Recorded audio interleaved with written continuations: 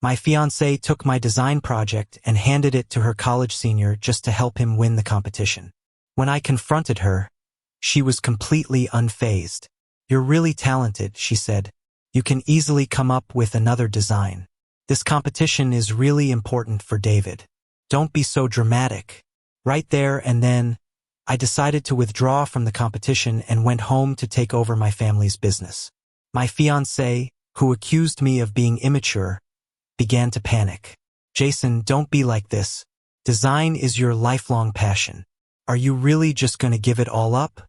The senior who stole my design also panicked. "This design is your heart and soul. Can you really afford to give up at such a crucial moment?" I hung up the phone, unaffected. My fiancée had no idea that this design was the blueprint for a new project her family's company was supposed to take on.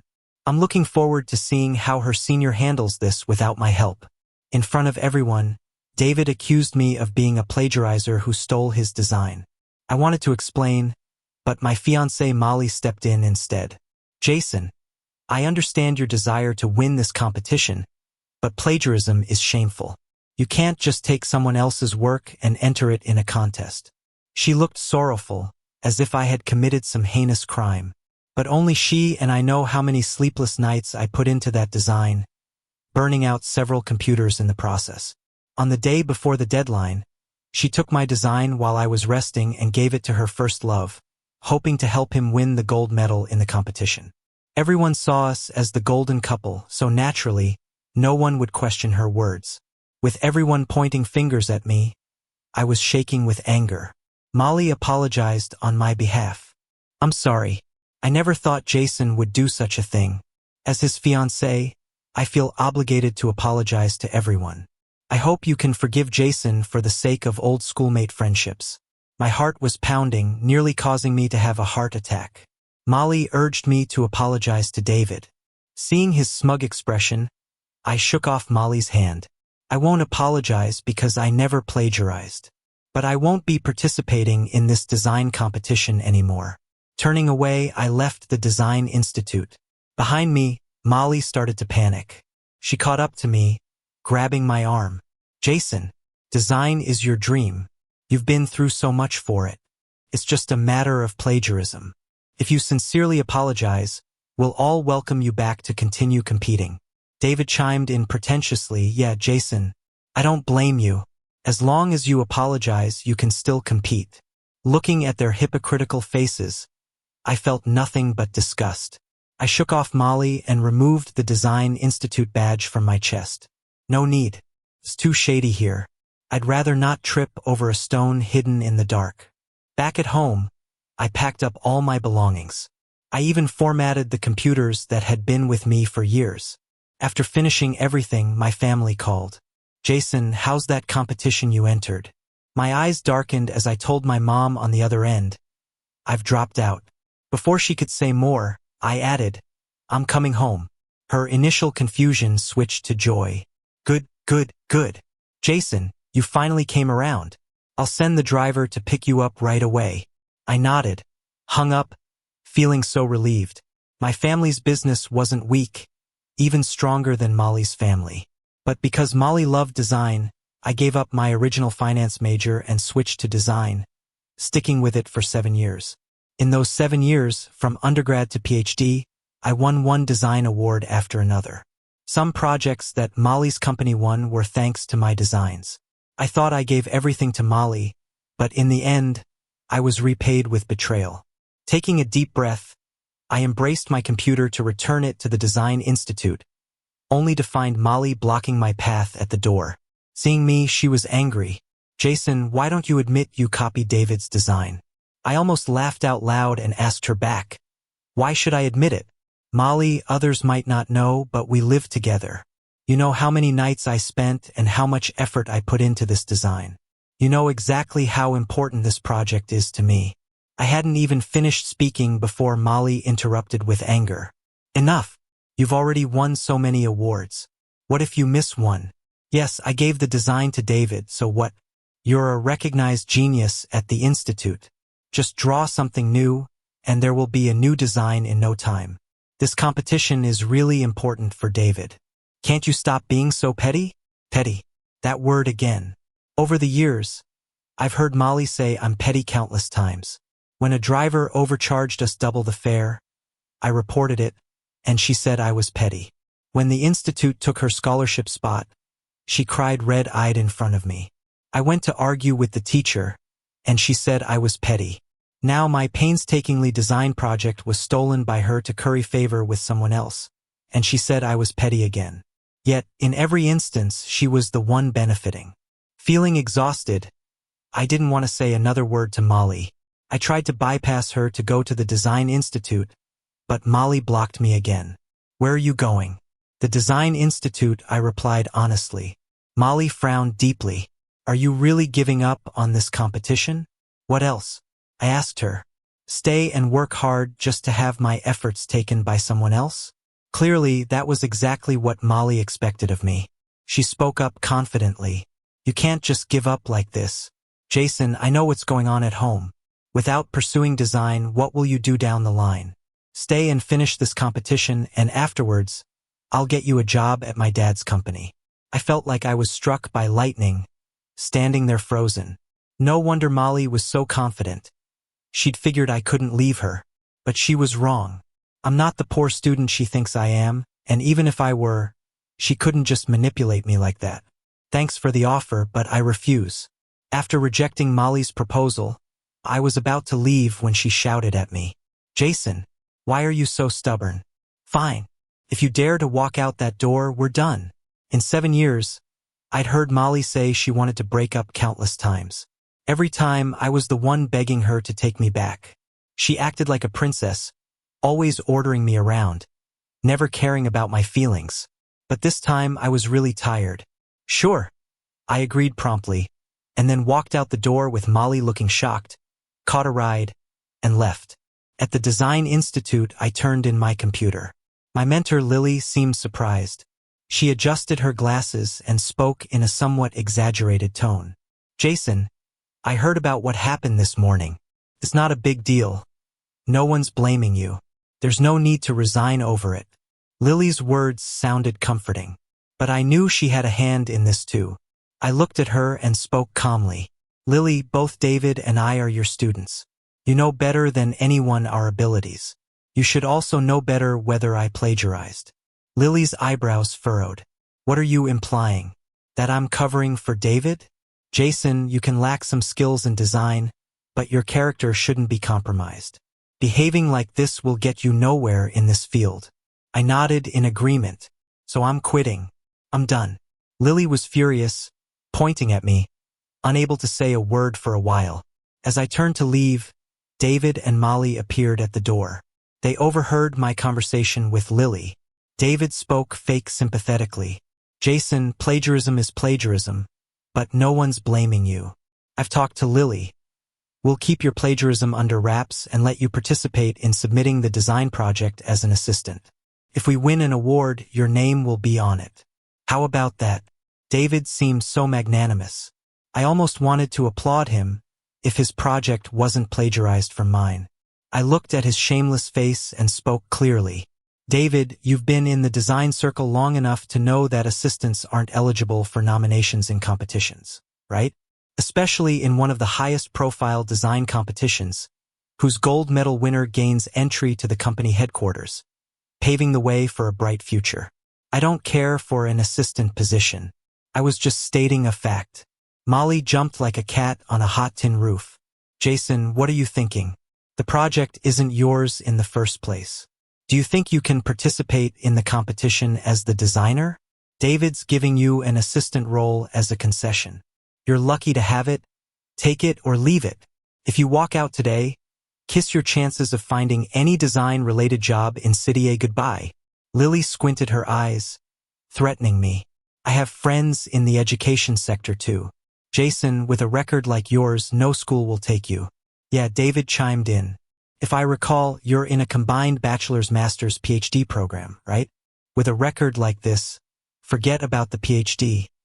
All those years of study are wasted. The three of them smirked, thinking I'd stick to the path they'd set for me. I looked at them and suddenly changed my mind. Fine, I'll agree. Molly's expression turned to delight, though she still feigned arrogance. That's better. Jason, work hard. I've already talked to my dad. After the competition, we'll get married, and I'll arrange for you to join my company. Lily also promised I'd graduate on time. Yet I didn't want any of it. With less than 24 hours until the deadline, I was forced to stay at the Design Institute, officially as an assistant, but I was really finalizing the remaining design work. To prevent me from tampering, David and Molly watched me almost around the clock. I could only sneak a glance at my mom's messages during bathroom breaks. Jason, what's going on? Why aren't you answering my calls? I texted her back. Mom, I'm dealing with something. I'll definitely be home tomorrow. With David and Molly breathing down my neck, I got the remaining plans done in half a day. But there was this little glitch in the 3D modeling I just couldn't fix. David was sweating bullets, and Molly kept calling me useless. I just kept a helpless look on my face the whole time. I've been sitting here all day. Even if I were a robot, I'd need to recharge. How about I go home, get some sleep, and come back in the morning to fix it? The competition's tomorrow afternoon, so we won't be holding anything up. But Molly wouldn't hear any of it. What if we don't make it in time? She said. Watching her fawn all over David had me laughing coldly inside. Then I faked a headache and passed out. They rushed me to the hospital and ran all kinds of tests. The doctor said I was just overworked and needed to rest. Hearing this, both Molly and David breathed a heavy sigh of relief. But when I didn't wake up, they had to spend the night at the hospital. Late at night, the two of them ended up getting cozy. I heard Molly whisper shyly, "Stop it. Jason's right there." David's voice was full of sleaze and desire. Doesn't that make it more exciting? Besides, I'm about to win the design gold medal. I'll be in the company HQ by then. What's Jason to me? Seemed like Molly bought what he was selling because soon they were all over each other, and I even heard that gross, slobbery sound. Trying not to gag, I quietly slipped out of the hospital while they were caught up in the moment. I called my driver and got out of City A, heading straight home. By the time Molly and David figured out I was gone and started desperately calling my phone, I was already on a plane homeward bound. Watching the caller ID flash on my phone, I turned it off, lounged back in my seat, and caught some well-needed Z's. When the morning sun hit my face, I was home safe. Mom had a whole feast waiting for me. The smell of it all made me realize I was finally home. I stuffed myself and then crashed on the soft, cozy bed, relishing in the rare relaxation. Back then, my relationship with Molly really strained things with my family. She spent money like there was no tomorrow. To keep up, I busted my butt sketching designs and barely had any me time over the past 7 years. Now I can finally do what I want. It feels amazing. Molly kept bombarding my phone with calls and texts. When she couldn't reach me, she began texting the same old stuff. Where did you go, Jason? Get back here. Stop messing around. Or I swear, I'm breaking up with you. I just sent back a TD, and the next second Molly called. My butterfingers accidentally hit answer and her yelling nearly blew out the speaker. What do you mean, Jason? Weren't we supposed to fix the bug this morning? Where the hell are you? Don't you know how much you're messing up things for David? I don't care where you are. You have 10 minutes to get back here or we're done. Listening to her rant, I just smiled a little and asked her, weren't we already done? From the moment you stole my design and gave it to David, we were finished. Molly, I'm officially breaking up with you. I was calm, like I was just talking about the weather, but Molly was stunned. After a pause, she raised her voice. Jason, are you breaking up with me? We just got engaged not long ago. I shot back, people get divorced all the time. Why can't we break off an engagement? Besides, your thing with David is going strong. You sure you want him to be your side piece? Molly flipped, calling me crazy and threatened to have Lily hold up my diploma and block me from working at her dad's company. I just laughed and sent her a pic of my family's big mansion. Look at this house, 3, 4 times bigger than yours. No diploma? Whatever. Like I care. As for a job, sorry, but I'm set to inherit the family business. No worker bee life for me.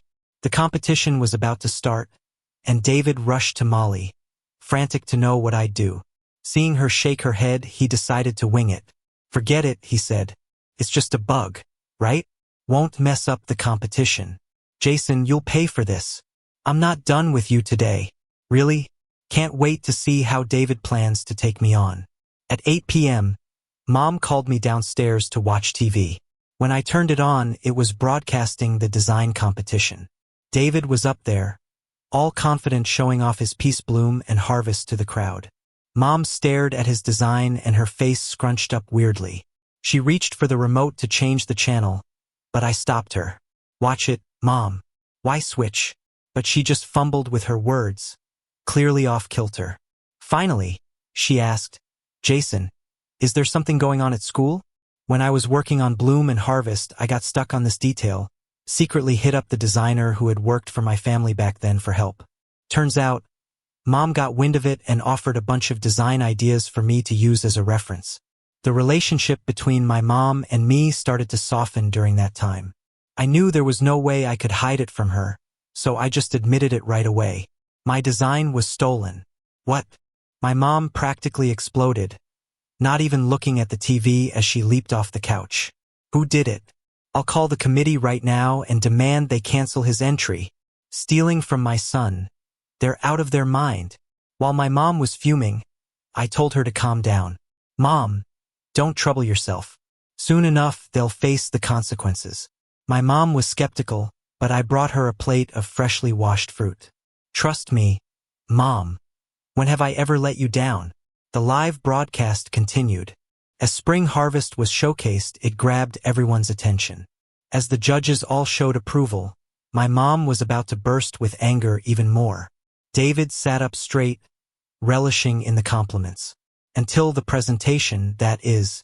Confidently, he opened the 3D demonstration only to find the original model missing, replaced by bold letters.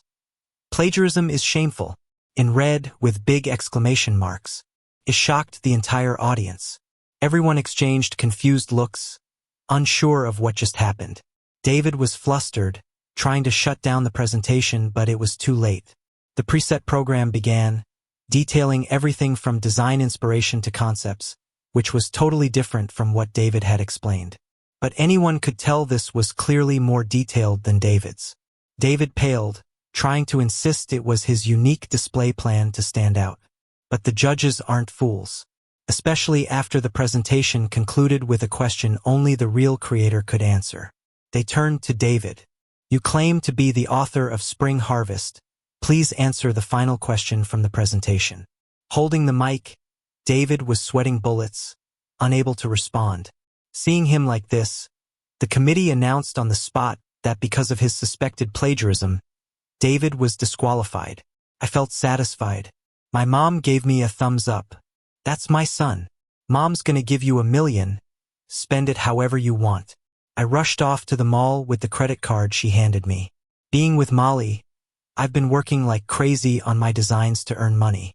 Today, I was definitely going to splurge. I tested out the latest sports cars and got myself a new wardrobe. Just when I was having the time of my life, Molly called, totally ruining the mood. I didn't answer, already knowing what she'd say, just chose to ignore her. But Molly, like a piece of gum stuck to a shoe, kept blowing up my phone, stopping me from paying.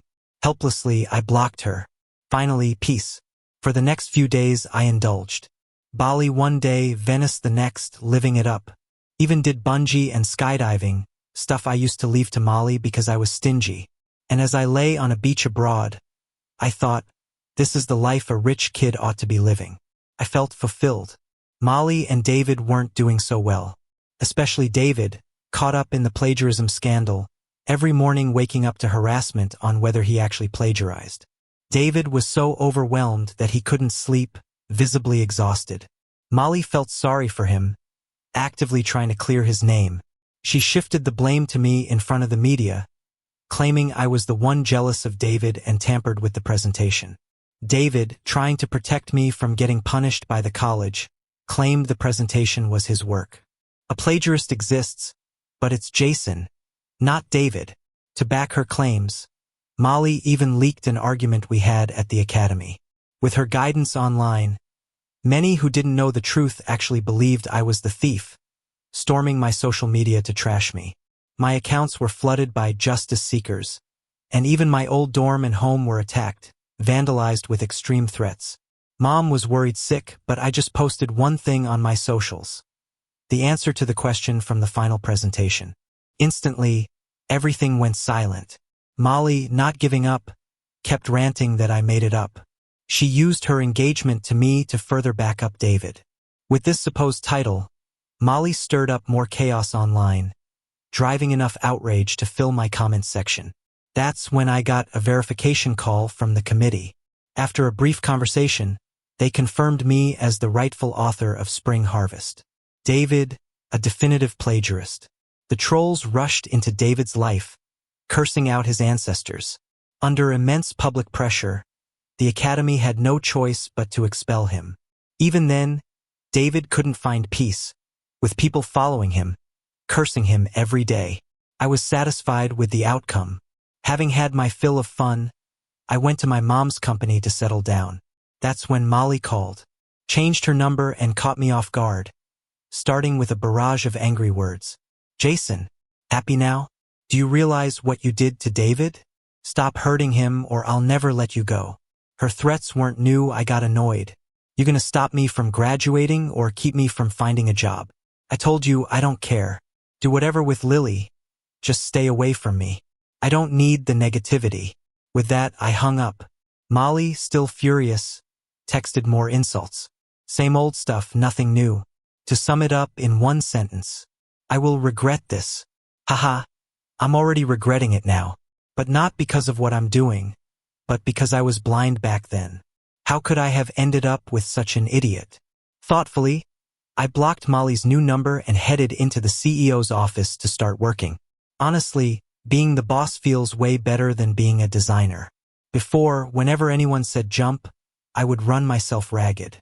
Now, I finally get a taste of what it's like to be on the client side. But Molly's actions totally blew my mind. I imagined countless ways she might help whitewash David. Even marrying him and having the Lynn Group do some emergency PR crossed my mind. But this crazy woman took David's design proposal straight to her family's group and kicked off the project. I get her thinking, if the project gets off the ground, it would prove David's design is solid. Even if I have the committee's proof, it wouldn't completely shake off the suspicion of plagiarism. But reality isn't so rosy. I silently rejected the proposal, wanting to swallow Molly's company. I knew a big show was about to unfold in front of me. Molly was dead set on protecting David. She sank half her fortune into launching this new project and spent a lot on promotion. In less than 3 months, her new project wrapped up successfully. On the completion day, Molly even invited half the media from City A to cover it. She made an impressive speech. As fellow students, I know David's character and ability like no one else. He couldn't possibly plagiarize. I want to use this project to clearly show everyone that David's plan is feasible. He's no thief. It was quite the speech and I almost clapped. But I knew David was all talk and no substance. For a plan to turn into a real project, a designer's guidance is crucial. Molly's group's new project shouldn't succeed, and I waited for it to flop. But to my surprise, their new project passed the inspection. Baffled, I even looked over David's design plan repeatedly and checked with experts, same conclusion. Suddenly, David called to gloat. "Jason, so what if you tampered with the animation demonstration? With Molly on my side, you're never going to beat me. You broke loser. This world isn't something someone poor like you can ever understand. Not only will I clear my name, but I'll also have Molly and Lily crush you. Get ready to kiss your life goodbye." David's arrogance suddenly made a possibility occur to me. I secretly called in a tip to request a new inspection of her project. But before the results were even out, there was an accident at their new project. A company held a large event without approval and a section of the building collapsed, causing hundreds of casualties. The Lynn Group instantly became a trending topic. Molly quickly launched emergency PR, claiming the builder cut corners. But the builder was her own uncle. She had no choice but to change the blame to the materials supplier. Too bad that supplier happened to be a subsidiary of my mom's company. When it was clearly BS, I didn't let her off the hook. I immediately provided relevant proof, shutting Molly down instantly. Before she could find another excuse, the results of the inspection I requested came out. The Lin Group's new project had critical design flaws, unfit for construction. This time, no matter how Molly tried, she couldn't talk her way out of it. Facing an angry public, Molly's dad made the decision to pin it all on David. David got detained and might face the death penalty. Molly's pleas to her father were futile. Even her group got dragged into the mess.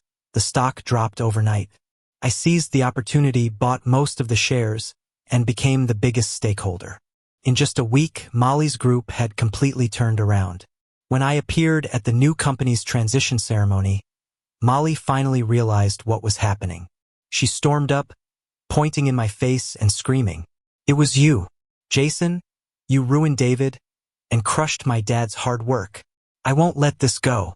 She came at me like a mad woman, flailing her arms trying to claw at my face. But with layers of security around me, she couldn't get close. The other shareholders loudly told her off, telling her to stop causing trouble. Seeing former allies of her dad turn to support me left Molly devastated, cursing them for being heartless and ungrateful. The security grabbed her, ready to toss her out. But I stopped them and walked over to Molly myself. "I never harmed anyone. It was your own greed that did them in. Spring Harvest was always my work, yet you stole my design and gave it to David, passed it off as his for the competition. Sure, a design contest gold medal is important to David, but does that mean it's not important to me? You know exactly what I sacrificed and worked for. Molly, you destroyed David and our relationship by your own hand." Molly was speechless, then stubbornly insisted, "Lin's company is innocent. Jason, what right do you have to take it down? You destroyed my dad's life's work. Don't you even feel a pang of guilt?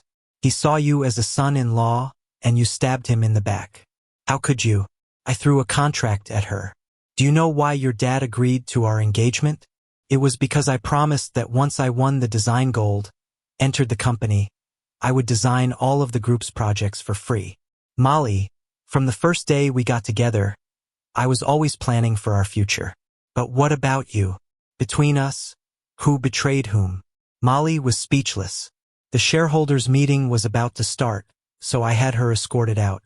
Molly's company officially merged with mine, and I came to the subsidiary to oversee things.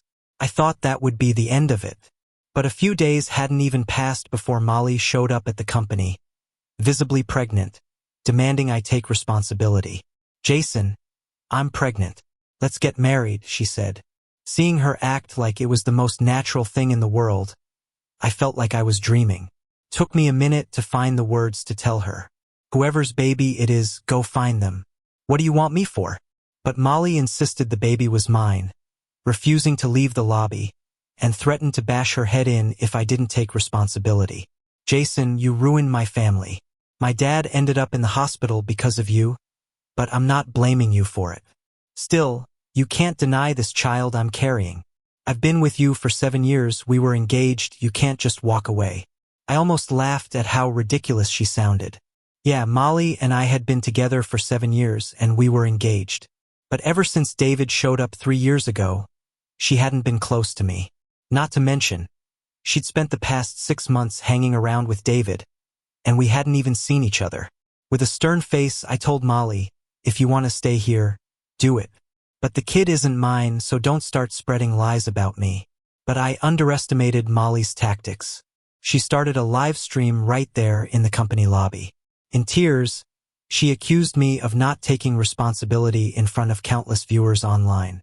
Jason pretended to be poor to get close to me, ruining my family. I don't blame him.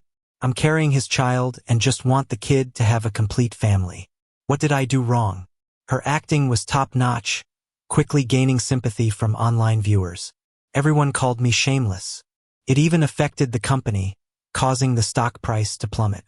Tired of the chaos, I released a video from the night Jason was with David in the hospital. I urged Molly to go to the hospital for a paternity test, but Molly flat out refused. After some back and forth, the netizens saw Molly for who she really was, and no one wanted to support her anymore. Instead, they turned on her with nasty comments, telling her to stop embarrassing herself. With no other choice, Molly caused a scene at my company again. But this time I was ready and reported her to the police. Molly ended up in jail for defamation and, while resisting the verdict in court, attacked law enforcement, leading to a miscarriage. After leaving the hospital, she was taken into custody. Now she's facing the consequences of the law. Her father, already bedridden, couldn't take the news and passed away. A month later, David's sentencing came through. He was given the death penalty for endangering public safety. Thanks to his confession, my former mentor Lily was also jailed for academic fraud. Everything finally came to a close. I received a job offer from the sponsor of a design competition. They reviewed my past work and saw my unique talent in design, offering me a special position. But I didn't need it anymore. I built a skyscraper in City A, using spring blossoms, autumn fruits as the design blueprint. I added new concepts and replaced the original fake design to create a new landmark. I'm no longer in the design field, but everyone who visits the new landmark praises the genius of its designer. Looking at the new landmark, I'm content.